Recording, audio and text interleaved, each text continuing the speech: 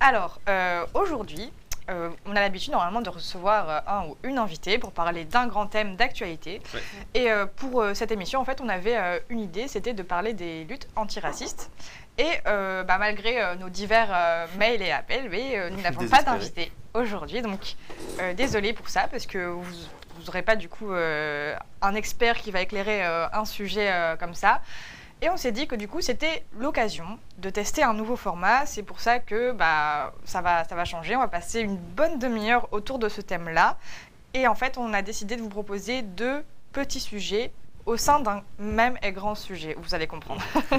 L'idée, c'est d'avoir vraiment ce truc de discussion autour d'un thème général, mais avec plusieurs angles différents. Et d'avoir vraiment un espace de détente, de discussion sur un sujet qui est parfois un peu compliqué, qui tente très vite les gens aussi. Donc l'idée, voilà, c'est d'arriver, nous, avec nos petites compétences et nos grands points de vue, pour discuter un peu de tout ça. Et avant de continuer, on tient quand même à préciser, on ne fera pas de focus dessus précisément, mais qu'aujourd'hui, c'est les 3 ans de la mort de George Floyd, donc c'était une date encore plus symbolique pour parler de ce sujet-là. Donc déjà, on parle de ce sujet parce que date symbolique, et parce qu'il y a des événements qui sont ressortis dans l'actualité, comme des événements... je peux spoiler ton sujet ou pas? Oui, vas-y, spoil mon sujet, vas-y. Moi, je ne cherche pas à maintenir le suspense comme ça. Il m'a fait paniquer en plus. Ça a bien marché. Il m'a fait paniquer. Margot n'avait pas reçu le message. Si, j'ai reçu le message, mais je pensais pas que ça allait commencer sans son en fait. Voilà, bref. Moi, je lui faisais confiance, je sais pas. Je me dis, bref. Oui. Et du coup, autour de ce sujet-là, dans l'actualité, il y a eu des événements de racisme dans le milieu du football notamment, dont va nous parler Jonas juste après. Et une actu un peu plus belgo-bruxelloise. Parce que je vais vous parler de ce qui s'est passé dans le palais de justice. Qu'est-ce qui se passe dans le palais de justice à Bruxelles? Déjà, il y a des échafaudages. C'est plutôt à l'extérieur du palais de justice. Oui, c'est vrai. Dans des échafaudages pour faire tenir les échafaudages. Anciens échafaudages qui tombaient. Oui. On fera peut-être une chronique là-dessus un de ces jours. C'est vrai que c'est vraiment genre un truc du Gouvernement. Non, c'est une histoire fondamentalement belge. Il y a des échafaudages qui tiennent les échafaudages sous le palais. Mais ce n'est pas du tout des échafaudages dont je vais vous parler aujourd'hui. Mais c'est une autre... Je voulais vous parler d'une statue qui se trouve dans le palais de justice et qui a fait polémique le 10 mai dernier. Alors, qu'est-ce qui se passe avec cette statue? En fait, cette statue, elle représente un homme noir qui tient dans ses bras son fils et en fait il est en train de se faire mordre par... Ok, d'accord. ok, tout va bien. Il est en train de se faire mordre par des chiens. Et cette statue, je suis vraiment nulle, j'ai même pas écrit son nom. Nègre marron poursuivi par des chiens. Merci beaucoup, tu gères. Elle a été créée au 19e siècle par le sculpteur Louis Samin. Elle existe en 2 exemplaires, un du coup dans le palais de justice et un sur l'avenue Louise. Et cette statue, l'inspiration, c'est le roman La case de l'oncle Tom, qui date du 19e siècle, et elle représente du coup des stéréotypes complètement racistes. Et il y a le collectif Mémoire coloniale et lutte contre les discriminations, je ne vais pas le dire 36 fois, même si je vais beaucoup les citer ce soir. Donc ce collectif a qualifié cette statue dans un de leurs articles d'ignoble, et a demandé à ce qu'elle soit retirée de l'espace public, en tout cas au palais de justice, et encore plus au palais de justice, qui est vraiment le symbole de la justice, de l'égalité entre les hommes. Et voilà, pour eux, cette statue n'a plus rien à faire à l'heure actuelle dans un espace public. Et puis le palais de justice, juste pour te couper 30 secondes, à Bruxelles, pour ceux qui ne voient pas, c'est un bâtiment qui est énorme, qui se voit de presque partout. C'est un des symboles quand même de Bruxelles. La coupole est gigantesque. Donc c'est un lieu, en plus d'être le palais de justice, qui est architecturellement hyper présent dans toute la ville. C'est vrai. Il y a un bruit qui dit échafaudage. Inception. Ouais, c'est vraiment ça. Et puis il faut dire que ça représente, c'est le palais de justice, avoir quelque chose de cet acabit-là, c'est un peu particulier, quoi. Et il y a Présigos qui nous a rejoint. Salut Présigos. On lui a un peu mis la pression par message en mode t'es pas là. Ça fait plaisir de te voir. Donc pour continuer, alors je voulais aussi juste préciser pour l'anecdote que le collectif n'a pas choisi la date du 10 mai par hasard, parce que c'est la date qui a été choisie par le président Chirac français à l'époque pour tac, elle est ici pour commémorer l'abolition de l'esclavage en France. Avant de continuer, donc je vais parler moi de décolonisation de l'espace public. Mais je vais établir des définitions parce que c'est très philosophique, je trouve, comme thème. Donc, comme dans une copie de philo, on va établir des définitions pour commencer. Ça fera pas de mal. J'ai toujours eu 10 en philo. Hein. Ça passe. Et pour ça, je vais m'appuyer du coup sur les définitions du collectif, donc le collectif Mémoire coloniale et lutte contre les discriminations. Ils ont adressé une lettre aux parlementaires bruxellois le 14 juin 2021 sur ce thème-là. Et ils définissaient décolonisation comme la rupture totale ou en cours avec toute persistance ou réminiscence du fait colonial dans tous ses aspects humains, philosophiques, culturels, politiques, économiques, sociaux ou scientifiques, bref, dans tous les domaines. Et l'espace public, oui, c'est un peu complexe.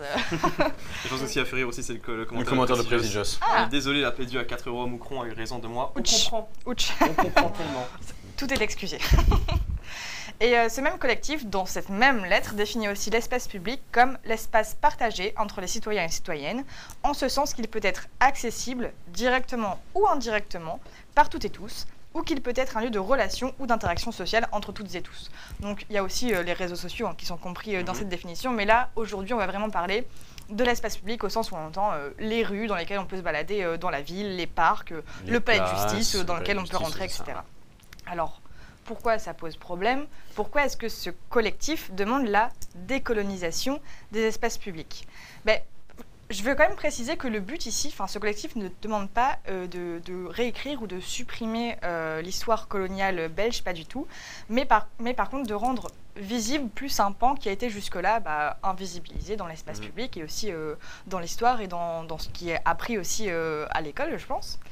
Et parce que en fait, le truc, c'est que quand on se balade dans l'espace public bruxellois à l'heure actuelle, il y a toujours des références, donc par exemple des statues, qui vont glorifier cette époque coloniale. On va représenter par exemple le roi Léopold II, place du Trône. C'est un endroit où il y a énormément de passages, il y a le palais royal juste à côté, c'est un endroit prestigieux, il y a beaucoup de touristes qui passent, c'est un peu...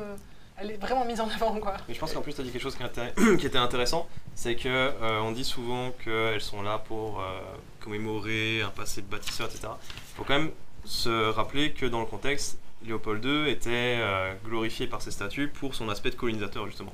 Pas forcément de bâtisseur. Donc il ne faut pas évincer une partie de l'histoire pour en mettre en avant seulement une seule, quoi. Bien sûr, et ces éléments-là, ce sont des éléments de propagande, en fait, qui ont été mis là, dans ce sens-là, à l'époque, et qui, du coup, à l'heure actuelle, en 2023, en étant toujours présents dans les rues de Bruxelles, véhiculent une image stéréotypée, quoi, et puis et raciste, et enfin bref, tout ce que vous voulez. Et selon le collectif cité, en fait, ces éléments-là n'ont plus leur place à l'heure actuelle, dans notre société actuelle, surtout avec cet élan de décolonisation de l'espace public. Et si on en parle d'autant plus aujourd'hui, c'est depuis 2020, en fait, ça a gagné en ampleur, justement après la mort de George Floyd et la résurgence du mouvement Black Lives Matter d'abord aux États-Unis et qui s'est étendu au monde entier. Il y a eu des manifestations ici aussi en Belgique de militants qui demandaient plusieurs choses. Déjà la fin du racisme structurel, la fin des violences policières envers les personnes de couleur, parce que c'est quand même de là qui est née la résurgence du BLM. C'est avant tout, parce que le slogan c'était I can breathe, je ne peux pas respirer, puisque George Floyd était mort sous la prise d'étouffement d'un policier. Et c'est vraiment que c'est parti de là, mais ça c'est effectivement, comme il demandait, des réformes structurelles. Ça a dépassé le cadre des violences policières pour englober absolument tous les aspects, que ce soit au niveau de justice, justement, au niveau des prisons, au niveau de l'emploi, au niveau et au niveau artistique et au niveau représentation. Et justement, pour eux, si on veut, pour mettre fin à ce racisme structurel, ça doit passer par la décolonisation de l'espace public, par aussi une nouvelle manière d'enseigner l'histoire, une nouvelle mémoire en fait. Construire une nouvelle mémoire par rapport à cette histoire-là. Et Anne Notor qui dit dans le chat, ne serait-il pas plus juste de contextualiser les statuts, c'est s'ils restent dans l'espace public, mais expliquer les deux panneaux, etc. Tu vas y venir. Je vais y venir. C'est l'une des propositions. Je vais vous expliquer. On y vient tranquille. C'est pour ça qu'on a pris le temps aujourd'hui de discuter ça tranquille. On a dit une demi-heure, ça peut être plus, ça peut être moins. Mais l'idée, c'est qu'on puisse vraiment avoir cette discussion tranquillement ensemble. Et puis réagir avec vous si vous avez des interrogations, si vous avez des réactions, n'hésitez pas. On sait que c'est des sujets qui prennent un peu aux tripes aussi, puisqu'on touche à l'art, à la représentation, à des choses qui pour certains sont peut-être très importantes, qu'ils ont vu toute leur vie. Donc effectivement, on va prendre le temps, on va se poser. Il n'y aura pas de jugement moral ni rien. Voilà, ça va être... Et non, Prestigious, on n'a pas besoin d'un coup de main pour le Rubik's Cube. Merci. Je pourrais faire la première couronne après, mais d'abord je fais ma chronique. Donc pour un petit rappel chronologique. Mai 2020, mort de George Floyd, manifestation dans le monde entier. Juillet 2020, il y a le Parlement bruxellois qui adopte une résolution. Beau lapsus. Très beau lapsus. Ça aurait été bien, hein. Non, juste une résolution, pas une loi. Pour entamer la décolonisation de l'espace public dans le cadre d'un travail de dialogue et de mémoire. Donc voilà, là les chevaux sont lancés. Et du coup, il y a le secrétaire d'État de la région bruxelloise chargé de l'urbanisme et du patrimoine qui est Pascal Smet, qui a mis en place un groupe de travail en fait pour réfléchir à cette problématique. Ce groupe de travail, il est composé de 16 membres issus du monde associatif et académique qui ont tous ensemble réfléchi à comment est-ce qu'on peut décoloniser l'espace public bruxellois. Et donc ils se sont réunis, ils ont réfléchi et ils ont proposé leur rapport au Parlement l'année dernière, en 2022. Et en fait, ils en ont conclu que l'espace public bruxellois était empreint d'éléments propagandistes qui reposaient sur des mythes et des faits historiques contestables et qui ne tiennent pas compte de l'interprétation ni de la présence des sujets coloniaux et de leurs descendants. Bref, c'est plus adapté. Donc il faut changer tout ça.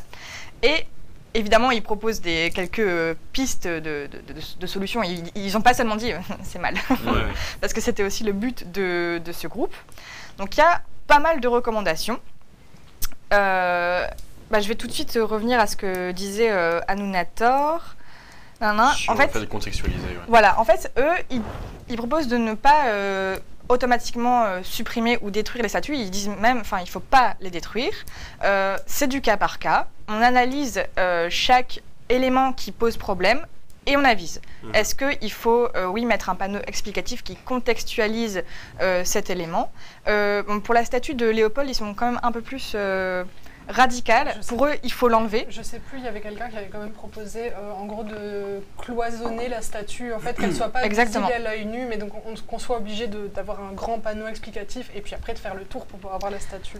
Donc en fait, il y a deux propositions pour la statue de Léopold. Soit on la recouvre d'une structure qui est à la fois, qui peut servir justement de support pour une explication, et d'autres éléments artistiques qui peuvent venir par-dessus, ou bien alors on enlève la statue, mais on ne la détruit pas, on la stocke dans un lieu, soit un musée, soit un dépôt qui est consacré à ça, mais bref, elle ne fait plus partie de l'espace public.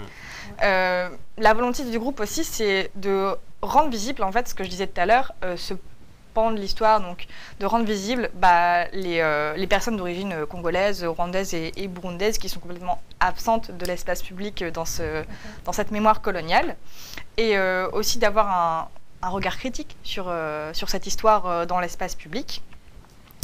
Et pour ça, ils proposent par exemple d'installer des nouveaux monuments commémoratifs. Mais ça, c'est quand même critiqué par certaines communautés parce qu'ils disent mais si on met des monuments commémoratifs en l'honneur des victimes de la colonisation, en fait, ça ne représente pas aussi la résistance qu'il y a eu dans ces pays-là. Et du coup, voilà, il y a des discussions quel monument serait le plus adapté C'est ça. Et puis j'avais vu que les statues, c'était une manière de glorifier l'histoire assez européenne. C'était quelque chose qui était propre à chez nous et que représenter une histoire qui n'est pas une histoire européenne avec des symboles européens, rien que ça pose des questions. Donc c'est pas pour dire qu'il faut absolument pas le faire. Je sais qu'il y a même un artiste noir à Paris qui proposait de rajouter à côté des statues de colonisateurs une statue soit de résistants, soit de figures des résistances coloniales. Il disait la même chose pour les rues, donc faire un double nom de rue en fait. Faire un nom de rue avec le colonisateur et le résistant, etc. Donc il y a beaucoup de pistes en fait. Effectivement, le débat il n'est pas binaire en mode détruire ou glorifier.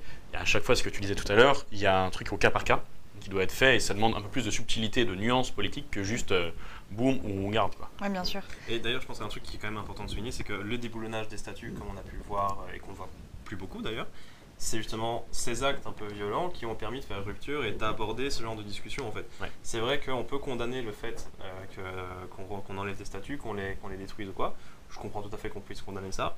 Par contre, il faut aussi prendre en compte que c'est souvent les actions violentes qui permettent de choquer un petit peu et de mettre le pied à l'étrier dans une discussion. Quoi. Et c'est dans ce sens-là qu'elles ont été déboulonnées pendant un moment. Quoi. Et surtout, il faut rappeler quand même à Bruxelles, enfin moi je ne le savais pas du tout, c'est en faisant les recherches là que je l'ai découvert, mais par exemple les visites décoloniales, donc notamment le collectif Mémoire coloniale fait ça, donc des visites où en gros ils vont où il y a des statues, des noms de rues, etc., en expliquant le contexte, l'histoire, etc. Et ça c'est quelque chose qui se fait depuis les années 90. Mais justement, une des dernières recommandations dont je vais parler ce soir, parce que je ne vais pas toutes les faire, il y en a beaucoup trop, c'est d'éduquer à cette histoire de plusieurs manières, de créer des musées, de créer un centre de documentation vraiment consacré à ça, de mettre beaucoup plus en avant ces balades qui existent déjà depuis longtemps, mais aussi de faire ça à l'école. Et justement, en ce sens, en avril, du coup, l'année dernière, en 2022, il y a le Parlement de la Fédération Wallonie-Bruxelles qui a adopté aussi une résolution, mais pas encore une révolution, pour mettre en place un plan, je vais vous lire le nom parce que c'est encore barbare en politique, un plan transversal, structurel, inclusif, relatif à l'histoire coloniale belge et ses conséquences. Et du coup, c'est encourager tout ce qui est recherche sur la mémoire, sur la période coloniale, enseignement de cette période. Bon, là, du coup, il est précisé enseignement supérieur et pas secondaire. C'est comme ce qu'on disait tout à l'heure. Voilà, on commence quelque part. Il faut bien commencer quelque part, mais en tout cas, voilà, il y a la volonté du côté politique de mettre ça en place, quoi. Donc ça avance doucement, mais sûrement. Et en fait, son passage sur l'éducation, ça peut être une réponse à Nunator qui nous dit « Sommes-nous sûrs de l'implication de Léopold II dans les atrocités de la colonisation ?» Je m'explique. On est sûr qu'il n'a jamais mis les pieds au Congo, mais a-t-il ordonné un tel massacre? Je suis pour le déboulonnement du Général Storm, désolé c'est un peu loin l'écran, du Général Storm, mais Léopold reste notre roi, il a énormément fait pour notre pays et il est pour beaucoup de choses positives pour notre pays. Alors justement, figurez-vous qu'on a quand même un peu bossé le dossier et il y a beaucoup d'idées reçues sur la colonisation. Déjà il y a ce raisonnement qui est un peu particulier de dire il a fait de bonnes choses mais il a tué des gens. En fait déjà l'un ne va pas sans l'autre, quoi. On peut pas dire il a tué des gens mais à côté il a construit de belles autoroutes. Enfin, combien vaut une vie humaine, je veux dire. À quel moment on peut se dire est-ce qu'une vie humaine c'est 2 autoroutes, est-ce que c'est 3 puits, est-ce que c'est 3 lois? C'est un raisonnement qui est un peu particulier mais qui a tendance à s'intégrer dans le raisonnement global. Mais surtout, l'histoire de la colonisation belge elle n'est pas méconnue, elle est juste mal diffusée. Je vais citer une carte blanche du soir de Madame Amandine Lauro et Benoît Henriet, tous les deux chercheurs, l'une à l'ULB et l'autre à la VUB, qui dit, je cite, il est interpellant pour nous de voir la classe politique appeler au débat et au dévoilement sur les épisodes de cette histoire qui font depuis longtemps consensus parmi une majorité d'historiens. À bien des égards, la recherche n'en est plus là, les grandes manœuvres de Léopold II ou les grandes orientations de la politique coloniale belge sont bien connues.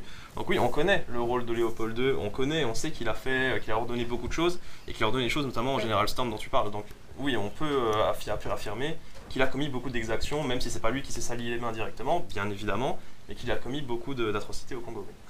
Mais surtout, rappeler que le Congo, c'était une propriété du roi, c'était pas une propriété de l'État belge.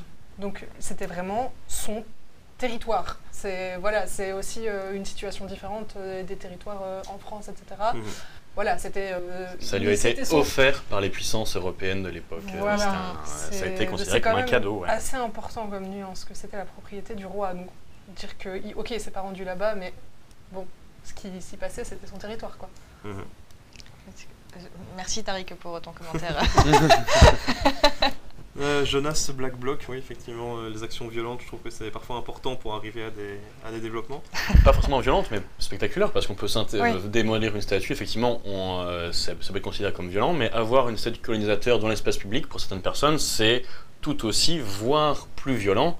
Donc la violence, dans ce genre de choses, c'est toujours tout relatif, ça dépend de qui est où. Et en général, quand ça s'attaque à des biens, c'est plus dur de parler de violence, alors que... Enfin, il faut tout mettre en contexte. Il y a quelqu'un qui disait ça, toujours tout mettre dans son contexte temporel, c'est Présidios qui disait sur le chat. Ça vaut aussi pour la nature des actions, et la violence, ça dépend d'où on regarde, en fait. Et puis, il y a toujours cet argument de... Ça revient souvent en tout cas, je dis pas que tout le monde le dit, etc. Mais c'est l'histoire, c'est comme ça que ça s'est passé, on peut pas la réécrire, on peut pas y toucher, etc. Mais c'est comme l'argument du folklore, quoi. Mais finalement, Jonas n'a pas compris son truc, du coup je vais juste glisser. Je vais juste glisser un petit truc pour appuyer, et du coup on refera la transition vers le folklore, mais c'est Nicolas Offenstadt qui est historien et qui parle en ce moment de la grande réflexivité de tous les historiens, donc du champ scientifique de l'histoire qui est en train de changer, qui est en train de muter, en disant que les historiens commencent de plus en plus à apporter une réflexion, une critique sur leur pratique, donc d'intégrer leur biais à eux dans leurs études. Donc l'histoire c'est une science, il y a des méthodologies, il y a une discipline, c'est assez rigoureux, mais Nicolas Offenstadt rappelle qu'il y a toujours forcément un côté subjectif, un côté où tout le monde ramène ses biais. Le but c'est de les comprendre, de les connaître, et d'apporter une distance par rapport à ça, puisque effectivement tout le monde a un rapport à sa culture et au folklore différente. N'est-ce pas, Jonas? Bah oui, en fait, le folklore. C'est bon, t'as compris là? Oui, mais donc, j'ai revu une autre question d'un donateur qui m'a donné envie de partager la carte blanche que j'avais dans mes notes.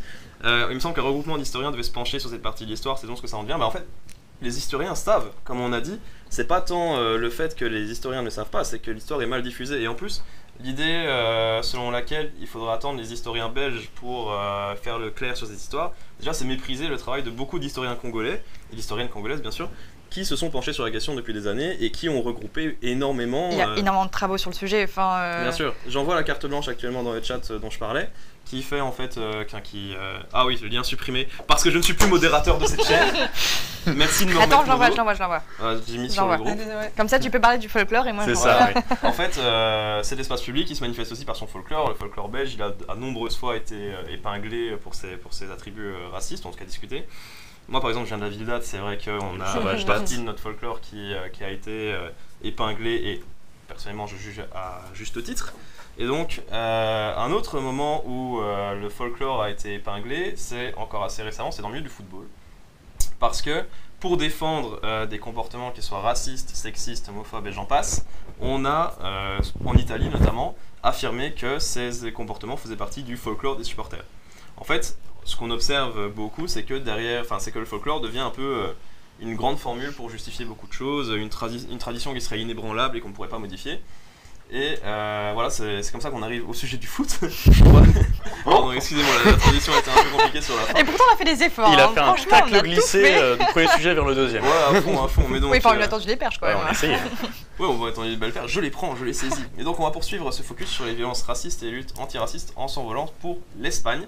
Et on va parler de football espagnol plus précisément. En fait, le week-end dernier, le Real Madrid s'est déplacé à Valence pour l'un des derniers matchs du championnat. Championnat déjà remporté par le FC Barcelone, dois-je le préciser. Et c'est secondaire, mais pendant l'entièreté du match, il y a eu Vinicius Junior, un joueur du Real Madrid qui a été pris à partie par les supporters de Valence, et encore pris à partie, je minimise les faits. Ils l'ont insulté, traité de singe, ils ont imité les cris de singe, ils lui ont même souhaité de mourir. En gros, encore une fois, il a été confronté au racisme des supporters, et je dis encore une fois parce que pendant toute la saison, ça a été le cas. Vinicius, il est régulièrement attaqué sur sa couleur de peau, mais cette fois, ça a pris une tournure qui est quand même assez différente. C'est bon, ça a marché. Qu'est-ce qui a marché? Ah oui, le Prestigious. On est quand même champion, même si on est nul. Donc sur une action, Vinicius a repéré un supporter en particulier qui le traitait de singe et qui lui mimait des gestes d'animal. Il essaye donc de le confronter, il le désigne clairement comme l'auteur de gestes racistes, mais rien n'est vraiment fait. Il y a alors de vives tensions avec les joueurs adverses et le jeu va reprendre son cours. Mais quelques minutes à peine après l'incident, qui avait déclenché donc des tensions très vives avec l'autre équipe, Valence, une bagarre va éclater.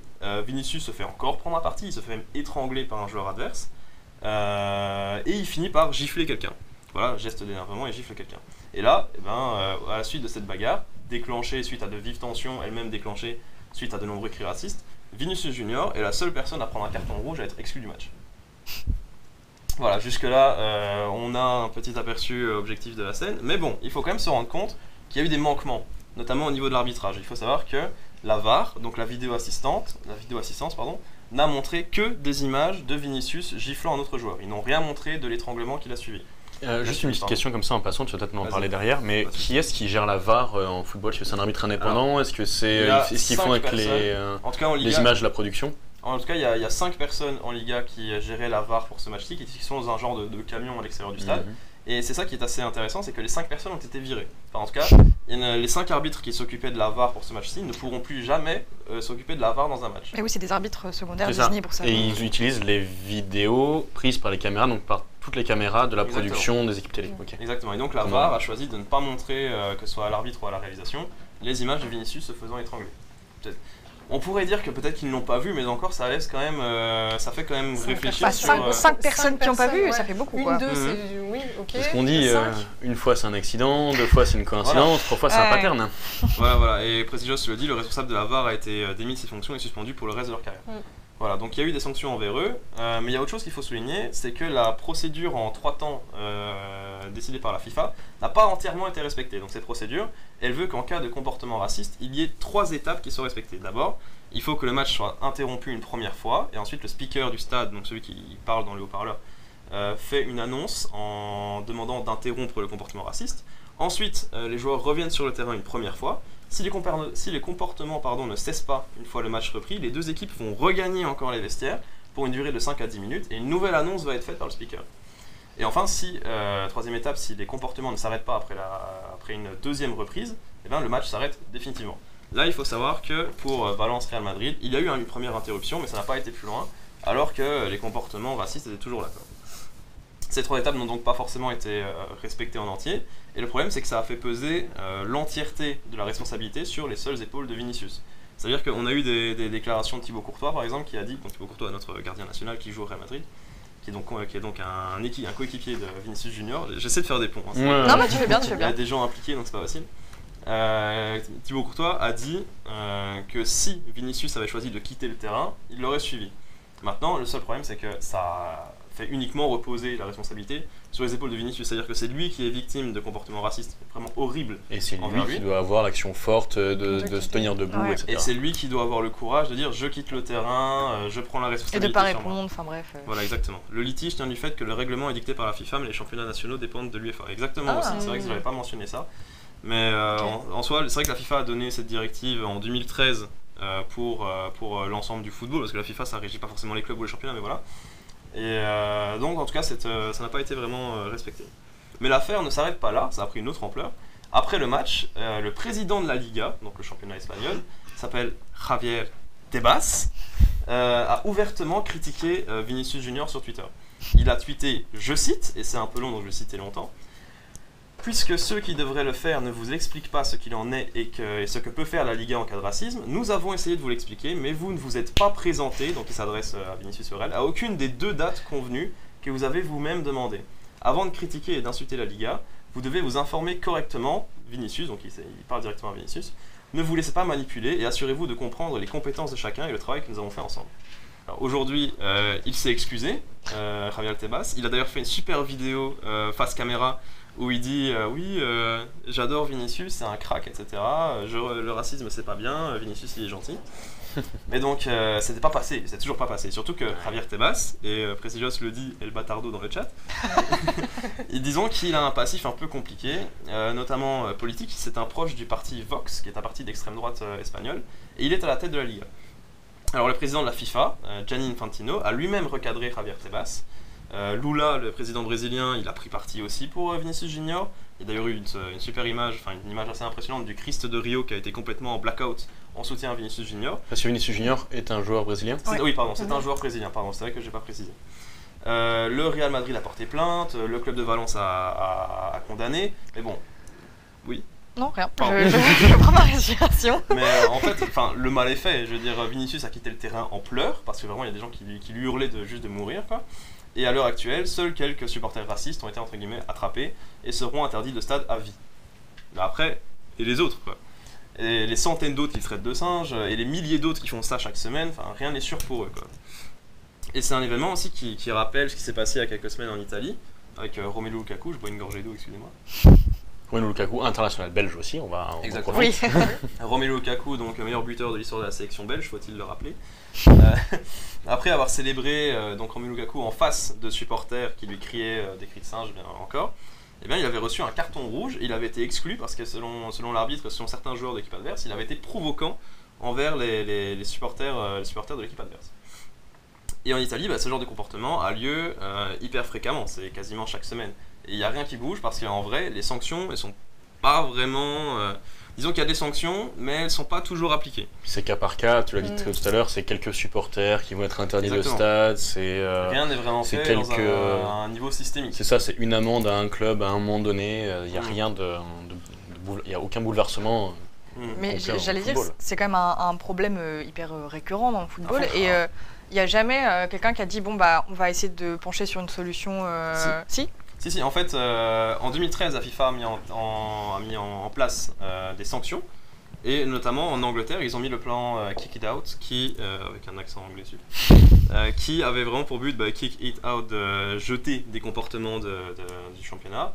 Et grâce à ça, c'est vrai qu'en Angleterre, ils sont beaucoup plus sévères, ils sont beaucoup plus stricts dans les enquêtes. Et il y a certains comportements comme les lancers de bananes ou les cris de singe qu'on ne voit quasiment plus dans les stades anglais. Alors qu'ils étaient vraiment confrontés à des vagues de hooligans assez impressionnantes, quoi. Mais comment ils ont fait concrètement, Beaucoup non, mais c'est pas grave, tu sais pas, désolé. C'est une très bonne question, mais j'imagine beaucoup d'enquêtes. Je sais que ce plan a été très efficace, je sais pas en quoi il retourne exactement parce que c'était pas non plus le sujet principal du truc. Donc voilà, et donc en 2013, la FIFA a mis en place 2 types de sanctions. Il faut savoir que pour une première infraction ou pour une infraction mineure, il y a un avertissement, il y a une amende ou il y a un huis clos qui doit être prononcé à l'encontre du club dont faisaient partie les supporters. Et Presija signale qu'il faut tout de même signaler que la presse espagnole a soutenu Vinicius, donc ça c'est déjà pas mal de savoir que la bataille morale en fait a été gagnée de ce niveau-là, qu'aujourd'hui, à part les personnes responsables de ce racisme-là, en général quand même autour supporte quand même les joueurs quand il y a une attaque raciste. Ça ne veut pas dire que tout va bien, c'est juste que au moins la bataille morale, et même tu disais Tebas a dû s'excuser, il est rentré chez lui un peu avec la queue entre les jambes, quoi. Donc rien que ça, c'est déjà quelque chose d'encourageant, on peut dire. Il y a notamment Marca, qui est un assez grand journal, surtout considéré dans le monde du foot, tu vois, qui a fait une une où le titre était il n'est pas suffisant d'être raciste, il faut être antiraciste. C'est pas suffisant de ne pas être raciste. J'étais en train de réfléchir à la signification. Il faut être antiraciste. Pardon, les doubles négations, c'est pas toujours facile. Mais donc, dans les sanctions décidées par la FIFA, il y a aussi dit que pour une récidive ou pour une infraction plus grave, on peut avoir de la déduction de points dans le championnat, l'exclusion d'une compétition ou une relégation carrément. Mais de mémoire de supporters et d'observateurs du foot, j'ai pas le souvenir qu'un club ait été vraiment sanctionné au point d'une relégation pour des faits de racisme. Pour des faits de blanchiment d'argent, de corruption. C'est ça, ouais. Ça j'allais dire dans le sport, les faits de ne pas respecter les lois financières, ça fonctionne très très bien. Par contre, effectivement, les lois comme ça... Mais du coup, on arrive à un point où les supporters peuvent être interdits de stade, et encore, comme on l'a dit en pré-live, rien ne les empêche vraiment de venir aux environs du stade avec leur drapeau, ce genre de choses. Ils trouveront toujours un moyen d'être présents et de relayer leurs idées comme ça aux alentours des stades, quoi. Et puis même les groupes de supporters, souvent ça s'organise avant, il y a des groupes WhatsApp, des groupes Telegram, tout ça, donc ces personnes-là peuvent rester influentes dans les groupes de supporters, ils peuvent, surtout s'ils sont nombreux, s'il y a un effet de groupe, un effet de bande, ils peuvent quand même distiller leur message de poison à travers tous les supporters. Je voulais quand même insister sur le fait que l'Italie et l'Espagne, c'est vrai qu'on en parle pas mal ici, mais c'est 2 pays qui sont un peu à la masse dans les grands championnats européens, comparés à d'autres. À ce niveau-là ? À ce niveau-là, oui. Je pense à l'Angleterre, on en a déjà parlé, qui a mis ce plan en place et qui fonctionne vachement bien. En Belgique, on a instauré une instance disciplinaire spécialement dédiée aux problèmes racistes. Il faut dire qu'en Italie, par exemple, le contexte politique d'extrême droite n'aide pas à l'amélioration de ça. C'est un problème qui est bien plus vieux que ça, bien évidemment. Mais c'est sûr que dans cette conjoncture-là, ça aura difficile à s'améliorer, quoi. Paul, il propose les matchs à huis clos comme sanction. Est-ce que ce serait une meilleure idée, effectivement, carrément radicale pour... Et ça peut aider aussi les supporters qui sont, pour le coup, pas racistes, mais pas encore antiracistes, à jarter de leur rang les membres qui foutent le bordel, pour au contraire avoir des groupes un peu plus safe. Et c'est ça qu'on disait, voilà, c'est peut-être pour ça, donc c'est un peu dommage parce que ça les pénalise eux aussi les matchs à huis clos, parce qu'ils n'ont pas accès, mais ça peut aussi inciter à se débarrasser des mondes de poison. Mais dans le milieu du foot, c'est, je trouve, assez compliqué d'instaurer des sanctions sans toucher directement aux rentrées économiques du club. Et un huis clos, que ce soit pour le club ou pour les supporters, ou même pour les performances des joueurs, parce qu'on sait que parfois le public peut pousser à de meilleures performances, c'est sûr que ça serait une solution envisageable et intéressante à ce niveau-là. Mais bon, on a vu pendant le Covid que les matchs qui devaient se dérouler à huis clos, en tout cas en foot, je sais pas, mais en rugby, ça a été dramatique pour les finances des clubs, etc. Ah, aussi en foot aussi. Hein. Ouais, c'est ça. Bien sûr. Mais moi, quand on a parlé de ce sujet juste avant l'émission, ça me fait penser à notre cher professeur Jean-Michel De Waal, qui est professeur de sport et politique, qui a écrit un livre Sport et nationalisme, je crois que c'est le nom. Et dans l'introduction, il prenait l'image de la loupe sociale pour parler des phénomènes qui se passent dans un terrain. Il disait qu'en fait, l'adrénaline et l'effet de bande et l'effet de groupe grossissaient les traits d'une société. Donc pour le meilleur ou pour le pire, on sait que le sport a pu aussi, à travers ses messages de fair play, d'inclusion et de solidarité, diffuser les messages progressistes, mais quand ça part un peu en vrille, il y a cet effet de loupe, de grossissement des phénomènes. Effectivement, le fait qu'une bande de faux supporters puisse s'en résoudre à menacer de mort ou d'inciter à la mort d'un joueur, c'est un peu ces tendances-là. Et quand tu disais que le contexte politique italien jouait sûrement, les tensions de ces sujets-là dans la société dont on a parlé en première partie, où on disait que ça tendait beaucoup les membres d'une même société, et ben là, c'est juste passé au miroir grossissant en fait. Mais en fait, c'est complètement ça. Et j'écoutais d'ailleurs un podcast à ce niveau-là sur la société italienne qui disait qu'en fait, en Italie, il y avait un vrai problème à la reconnaissance d'un comportement raciste. C'est-à-dire qu'ils ne se disent, et pour eux, comment dire, ils ont du mal à se dire ok, ce que je fais est raciste. Donc il y a tout un processus de conscientisation qu'il y a à faire, et le problème est bien plus ancien que l'arrivée de Meloni ou de parti extrême droite au pouvoir, hein, bien sûr. C'est pas ce qu'on veut dire, mais évidemment c'est sûr que ça ne va pas aider à mettre en place de nouvelles choses pour lutter contre le problème. Et savoir que justement il y a un gouvernement qui est plutôt maintenant du côté raciste, ça peut aussi donner le go à des supporters pour passer à l'action, etc. Ça peut les conforter dans leur idée que maintenant ils seront... la plus haute instance de l'État est plutôt de leur côté. Ça peut inciter à des passages à l'action comme ça. Oui, je voulais dire qu'il y avait une remarque de Prestigios dans le chat qui disait qu'effectivement, il semble qu'il y a un club néerlandais en 3ème division après des actes racistes qui aurait pris 4 ou 5 ans... Non, il y a 4 ou 5 ans qu'il y aurait eu des problèmes à ce niveau-là. Bah, tu lis pas le commentaire d'après. Non, ça m'intéresse pas. Et juste pour dire qu'on est conscient... pardon, je sais pas si tu avais une conclusion. Non, mais c'est plus une... En fait, c'était pour relancer un peu le truc sur le folklore fait partie de l'espace public en fait.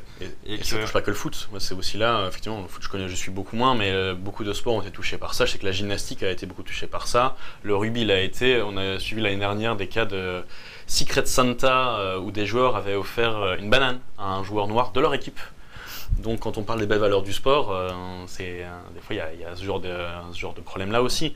Donc c'est pas quand on est au foot, ça fait vraiment partie effectivement de ce que tu disais, et ça fout qu'en Italie, on ait du mal à conscientiser ça, à reconnaître que c'est un truc comme ça, tellement c'est ancré dans leur pratique du racisme. Ouais, et en fait le terme conscientiser, c'est vraiment, je trouve, la thématique commune de tout ce qu'on a dit jusqu'à présent, parce que en fait, la source de tout ça, c'est des gens qui ne sont pas forcément au courant. Même les réactions vraiment, viscérales, quand on parle de Tintin au Congo, des statues, etc., c'est globalement des gens qui se sentent vraiment attaqués dans leur identité, dans leur tradition, parce qu'on suggère de modifier les trucs. Et en fait, l'idée, c'est pas tant de supprimer ça, parce que je pense que personne ne veut qu'il n'y ait aucun souvenir de cette époque-là. Mais l'idée, c'est surtout de contextualiser pour arriver à faire en sorte que cette époque ne soit pas glorifiée, mais plutôt analysée de manière critique. Et de donner toutes les clés de lecture d'une période où jusqu'alors on étudiait juste un pan, un angle, alors qu'en fait il y en a plein d'autres. C'est ça, c'est juste ramener un peu de logique et d'esprit de contradiction dans des phénomènes sociétaux qui sont extrêmement complexes. Et d'ailleurs, moi, ce qui m'inquiète un peu à ce niveau-là, je pense que c'est notre dernier thème qu'on va aborder, c'est aussi les réactions que ça suscite. C'est les réactions où on voit que dès qu'on propose la moindre modification, donc on parlait des préfaces pour Tintin au Congo par exemple, contextualiser la BD, quand on parlait de mettre des panneaux explicatifs en dessous des statues ou de les mettre dans des musées, ça avait créé, donc, surtout à droite et à l'extrême droite, une sorte de réactions où un Premier ministre français avait dit aux 20h d'une des plus grandes chaînes de la télé qu'il ne fallait pas regretter la colonisation, qu'il ne fallait pas s'auto-flageller pour ce genre de choses. Je trouve c'est des sujets, on a dit au tout début, très très polémiques, mais je trouve que les réactions sont extrêmement démesurées quand on regarde les propositions en fait, des des militants décoloniaux. Et ce qui est militants décoloniaux. Quelque chose qu'il faut... Si on parle de remise en contexte, Tintin au Congo, c'est pas nécessairement quelque chose... Je vais faire un petit fact qu'on oublie assez souvent quand on veut en parler. Tintin au Congo, c'est une volonté de l'éditeur de Hergé de faire cette bande dessinée pour déjà instaurer un peu l'idée, le Congo à la papa, tu vois. Ouais. Le Congo, un peu colonial, c'est ça que tu disais, etc. Et en fait, petit fun fact, l'éditeur de Hergé, qui s'appelait Monsieur Wallet, j'ai plus son prénom, a été condamné pour collaboration en 1948, après qu'on ait découvert que c'était un adorateur de Mussolini. C'est ça. Et en fait, la BD Tintin au Congo, elle va dans ce sens-là, elle va dans ce sens de la vision colonialiste du Congo, etc. L'idée, c'est pas de brûler évidemment les livres de Tintin au Congo, personne ne demande ça. L'idée, c'est plutôt de contextualiser, rappeler pourquoi et dans quel but cette BD a été faite, quelles idées elle véhicule, etc. Mais au-delà de l'éditeur, il y a aussi un problème dans l'enseignement, dans l'éducation, ce dont on parlait tout à l'heure avec Aline. Enfin, perso, j'ai étudié Tintin au Congo en secondaire. Enfin, voilà, c'est vraiment un exemple, un classique, on va dire. Mais est-ce que les profs contextualisent assez? Personnellement, pas. Et je me souviens, quand j'avais 15-16 ans, je ne m'en rendais pas forcément compte. Bah oui. Maintenant, avec le recul, avec les connaissances que j'ai pu acquérir grâce à l'université, aussi juste le fait d'aller à des conférences, etc. Ouais, c'est chaud quand même. Ah oui, donc au-delà du simple fait que, ok, c'est une demande de l'éditeur, bah, c'est sorti dans les années 30, je pense, cette BD. Bah maintenant, oui, on peut toujours la montrer, mais justement en contextualisant, en expliquant pourquoi c'est représenté de telle façon. Et au contraire, se servir de ça, pas comme forcément un contre-exemple, mais en tout cas de montrer à quoi ça pouvait ressembler une société colonisatrice. Bah, une représentation, dans les années 30, c'était ça. Aujourd'hui, voilà, ça ne passerait plus. Il y a un donateur qui nous dit, quid des autres sports, le racisme est-il tout aussi présent? Je te donnais un petit exemple au rugby, mais comme de toute manière le sport fait partie de la société, il n'y a pas de raison que s'il y a des tensions racistes dans la société, il y aura des tensions racistes dans le sport. On disait, je reprends l'image de notre cher Jean-Michel de Waal, le sport c'est une loupe sociale, donc ça va juste mettre l'accent grossissant sur des phénomènes. Et moi ce qui m'inquiète aussi, c'est comme, et d'ailleurs c'est fait une super transition, c'était même pas prévu, comme beaucoup de choses comme le sport, l'art ou le cinéma, tout est absolument politique. Ouais. Je veux juste encore rajouter un petit truc. Oh non, t'as ruiné ma transition. T'as ruiné ma transition. Mais je sais, mais de toute façon, on va falloir qu'on fasse un parcours, donc de toute façon, on va devoir couper la transition. Mais on a parlé d'enseignement, les cours d'histoire sur la colonisation au Congo sont pas forcément, et on parlait de diffusion d'ailleurs du savoir historique sur la colonisation au Congo, ne sont pas ordonnés comme il faudrait, entre guillemets, tu vois. Tintin n'est pas raciste, juste mal habillé. Bon, les goûts, les couleurs. Et j'étais retombé sur un événement organisé par l'Université Saint-Louis qui accueillait des rhétoriciens, donc des gens en dernière année d'études secondaires, qui avaient organisé un événement justement sur la colonisation belge et qui avaient été surpris en fait du succès qu'ils avaient eu en si peu de temps, parce que la salle avait été comble en très peu de temps. Et le message qu'a envoyé les jeunes qui venaient à cette espèce de convention, cette espèce de cours ouvert, qui avait lieu en 2020, c'était on a envie de savoir ce qui s'est passé, on a envie d'être mieux renseigné là-dessus, et c'est peut-être une des bases en fait de la sensibilisation et de la conscientisation en tout cas de cette histoire de colonialisme. Bon. On a pris largement la demi-heure qu'on avait prévue, on se disait peut-être qu'on aura du mal à tenir, et bah voilà. Mais c'était sûr, une fois que t'es parti là-dessus, on peut faire plein de choses. On pourrait même refaire une émission complète où juste on fait valoir les points de vue, etc. Bah oui, forcément, mais bon, on espère au moins que ça a été déjà clair, que vous avez un peu compris les liens qu'on a fait entre les sujets qu'on vous a proposés. Si la transition était un peu... On a tout fait, Jonas, on a tout fait. C'est ma faute. On va vous laisser pour l'avant-dernier sujet de la soirée. C'est le mien. Sans transition. À tout de suite.